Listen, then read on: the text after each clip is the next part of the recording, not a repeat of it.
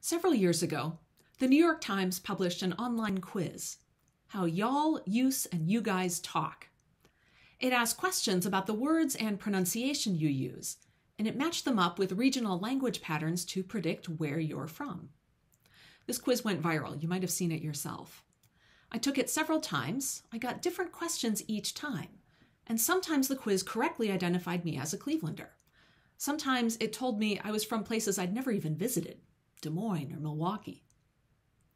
I figured out there was one question that indicated with laser accuracy where I was from.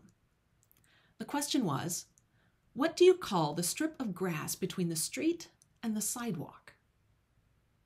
I don't know what the word is in Columbus. Somebody will have to tell me in coffee hour. To me, it's called a tree lawn, of course, because it's a lawn with a tree in it. Northeastern Ohio is the only part of the country where that term is used. You say tree lawn, it marks you out as a Clevelander.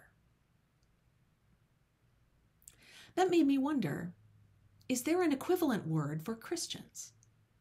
Some term that is so distinctive you can immediately tell the speaker is a follower of Jesus? I think so. The word that marks us as Christians is love. I can hear you saying, come on, my atheist college roommate uses that word all the time. You're right. The word love is universal. It's the meaning Christians give it that's distinctive. The English language doesn't help us here. We have only one word that describes many types of love, from love for pizza to God's love for us. Spanish has two words for love. Querer is the commonplace verb for love. It's used for family and friends. Amar is a strong, passionate love. It's usually reserved for romantic partners. Ancient Greek, the language of the New Testament, has even more nuance. It has 4 different words for love. C.S. Lewis wrote about this in his book, The Four Loves. Storge is family love, what we feel for the people bound to us by blood. Philia is love for friends, the love forged through common interests and camaraderie. Eros is romantic love, not just the first flush of passion, but the selfless intimacy that builds over many years.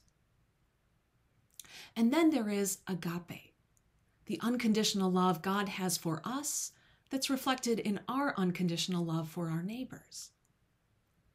When Jesus sums up the commandments, the word he uses is agape. And agape love is the term distinctive to his followers, the word that marks us out as Christians. Jesus learned agape from his Jewish roots. And if we want to know what he means when he commands us to agape love God and agape love our neighbor as ourselves, we'll find it in the 19th chapter of Leviticus, the law of ancient Israel. Now, Leviticus is the Bible's cure for insomnia. It is tedious. It is very far out of our cultural frame of reference. You read it and you ask, what is the point of all these laws? The point is that God is pure, unconditional agape love. To be God's people is to be like God. And the laws of Leviticus teach God's people how to agape love. So when God's people bring in the harvest, they are to leave some wheat in the field and grapes on the vine for the poor. Agape love means ensuring the most vulnerable among you have food to eat. When God's people are called to judge each other, they are to be fair, not favoring the poor or deferring to the great. Agape love means treating powerful and weak with equal respect and concern. When aliens, what we now call refugees, come to live among God's people are to treat aliens as citizens, because God's people were once aliens in Egypt. Agape love means embracing those who are different and treating them as one of you. God's people will not always live up to these laws. Imperfect human beings can mess up the most perfect of laws.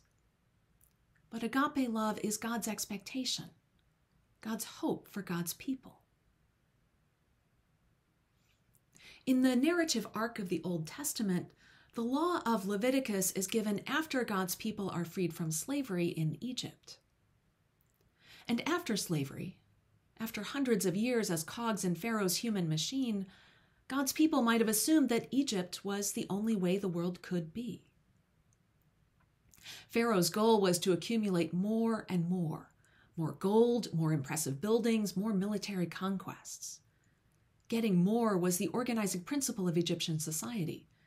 And if you had to enslave people, dehumanize and mistreat them to get more, so be it. Leviticus offers another way. The goal is to be agape love as God is agape love. God's people can make that the organizing principle of society. You can actually build your world around love of neighbor.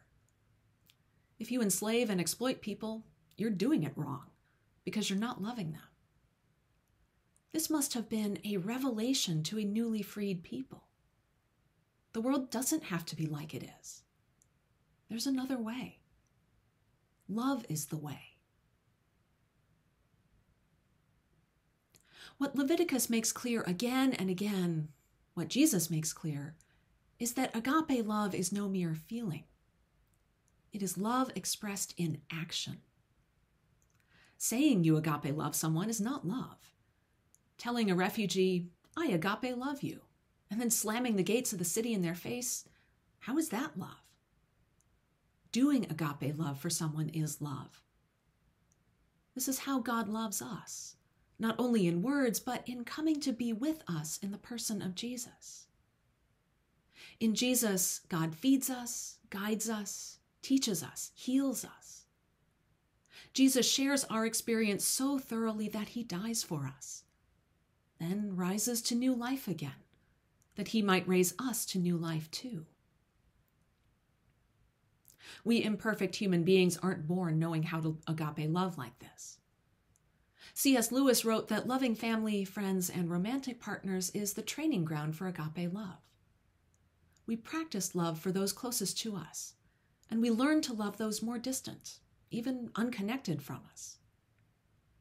We don't have to know people to agape love them.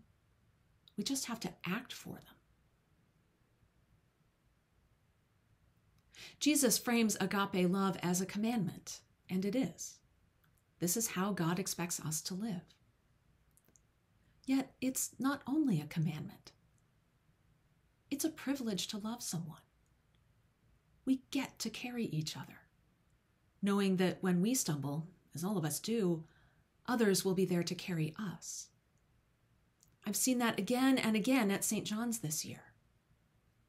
The pandemic has taken so much from us, but it cannot take away our agape love for each other.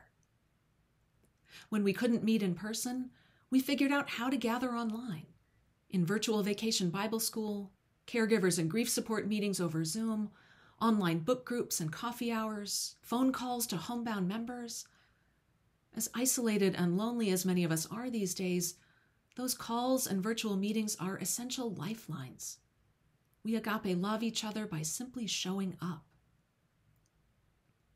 You figured out how to welcome me in these weird circumstances. You embraced me, metaphorically speaking, and made me feel at home at St. John's. I have felt your agape love for me. And we have figured out how to agape love the community beyond St. John's. His Place and In the Garden dinners are continuing. The Giving Tree for Kilbourne Middle School will be different this year, but we're still doing it. Only the building closed. The church has always been open. Our prayers, presence, and offerings make this agape love possible. I'm grateful to all of you who have pledged your financial support to St. John's for 2021. And if you haven't yet, I ask you to make a pledge, either via the paper form that was mailed to all members or by clicking the Give button on our website. 2021 is looking like another difficult year, but we will make it through together. We will carry each other the way St. John's always has, and will continue to agape love God and agape love our neighbors. What word identifies us as followers of Jesus? Love. Agape love. The unconditional love God has for us, the love we show to our neighbors, love made real in action. Love is the way. It is our way as followers of Jesus. whatever the next year brings, we'll continue to love the way God loves us, no matter what.